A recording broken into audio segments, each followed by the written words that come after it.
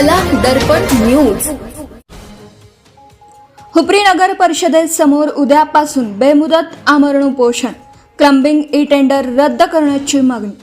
हुपरी नगर परिषदेमध्ये सन 2026-27च्या विकास कामांसाठी काढण्यात आलेल्या कथित क्लंबिंग ई टेंडर प्रक्रियेविरोधात आता जन आक्रोश तीव्र होत असून उद्या 14 मे रोजी सकाळी 11 वाजल्यापासून अखिल भारत हिंदू महासभा शहर हुपरी यांच्या वतीने नगर परिषद कार्यालयासमोर बेमुदत आमरण उपोषण आंदोलन छेडण्यात येणार असल्याची घोषणा करण्यात आली आहे। नगर परिषदेने पूर्वी राबवलेली ऑफलाईन निविदा प्रक्रिया अधिकृतपणे रद्द न करताच त्याच कामांसाठी नव्याने ई टेंडर काढण्यात आल्याचा गंभीर आरोप संघटनेच्या पदाधिकाऱ्यांनी केला आहे। यामध्ये स्वतंत्र विकास कामांचं कृत्रिम क्लंबिंग करून कोट्यावधींचं एकत्रित टेंडर तयार करण्यात आल्याने स्थानिक व मध्यम कंत्राटदारांना जाणीवपूर्वक स्पर्धेबाहेर ढकलण्यात आल्याची चर्चा शहरात रंगू लागली आहे। विशेष म्हणजे निविदेमध्ये 80% समान आयटम पूर्ण केलेले असणं, प्रचंड आर्थिक उलाढाल, विशिष्ट यंत्रसामुग्री तसेच RMC प्लांटची सक्ती यांसारख्या अटी टाकण्यात आल्या आहेत। या अटी सर्वसाधारण पात्रता निकष नसून ठराविक मर्जीतील ठेकेदाराला लाभ मिळवून देण्यासाठीच आखण्यात आल्याचा आरोप आंदोलनकर्त्यांनी केला आहे। याशिवाय या विकास कामांसाठी प्राप्त झालेल्या तांत्रिक मान्यता व मंजूर TS नुसार स्वतंत्र स्वरूपात निविदा प्रक्रिया राबवणं अपेक्षित असताना त्या अटी व स्वरूपाला डावलून कृत्रिम क्लंबिंग करण्यात आल्याचा गंभीर आरोप समोर आला आहे। तांत्रिक मान्यता आणि मंजूर अंदाजपत्रकातील अटींचं पालन न करता निविदा प्रक्रिया राबवली गेल्यामुळे संपूर्ण प्रक्रिया संशयाच्या भोवऱ्यात सापडली असून संबंधित अधिकाऱ्यांनी शासन नियमांना जाणीवपूर्वक बगल दिली का असा सवाल उपस्थित केला जात आहे। दरम्यान या संपूर्ण प्रकरणाला मुख्याधिकारी अजय नरळे हेच जबाबदार असल्याचा थेट आरोप आंदोलनकर्त्यांकडून करण्यात येत आहे।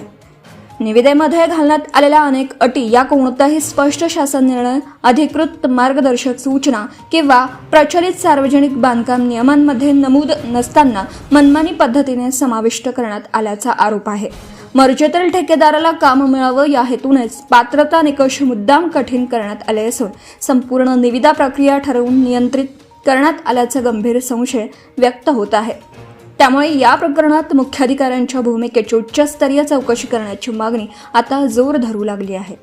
ऑनलाईन पोर्टलवर सविस्तर अंदाजपत्रक, BOQ नकाशे, तांत्रिक माहिती आणि स्वतंत्र कामांचा तपशील पूर्णपणे उपलब्ध नसल्याने निविदा प्रक्रियेत पारदर्शकतेचा अभाव असल्याचं सांगण्यात येत आहे।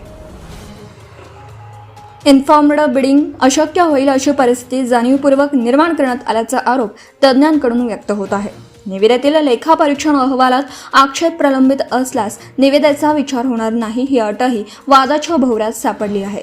ही अट कायदेशीरदृष्ट्या संशयास्पद असून स्पर्धा रोखण्यासाठीचा नवा फॉर्म्युला असल्याचा आरोप करण्यात येत आहे। दरम्यान या संपूर्ण प्रकरणी सविस्तर कायदेशीर निवेदन जिल्हाधिकारी आणि मुख्याधिकाऱ्यांकडे सादर करण्यात आलं असून संपूर्ण ई टेंडर प्रक्रिया तात्काळ स्थगित करून क्लंबिंग टेंडर रद्द करण्याची मागणी करण्यात आली आहे। तसेच पूर्वीची ऑफलाईन निविदा प्रक्रिया कोणत्या कारणावरून रद्द करण्यात आली याचे कारणमीमांसा सार्वजनिक करण्याची मागणीही जोर धरू लागली आहे। या प्रकरणात काही अधिकारी, अभियंते आणि विभागीय स्तरावरील संगनमताचा संशय व्यक्त केला जात असून ही निविदा प्रक्रिया जनहितासाठी की ठराविक ठेकेदारांच्या फायद्यासाठी असा सवाल सर्वसामान्य नागरिकांमधून उपस्थित होत आहे।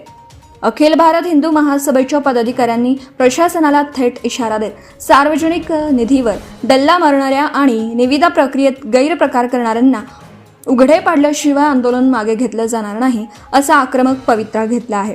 त्यामुळे उद्यापासून सुरू होणाऱ्या या आमरण उपोषणाकडे संपूर्ण हुपरी शहराचे लक्ष लागले आहे। Subscribe now and press the bell icon.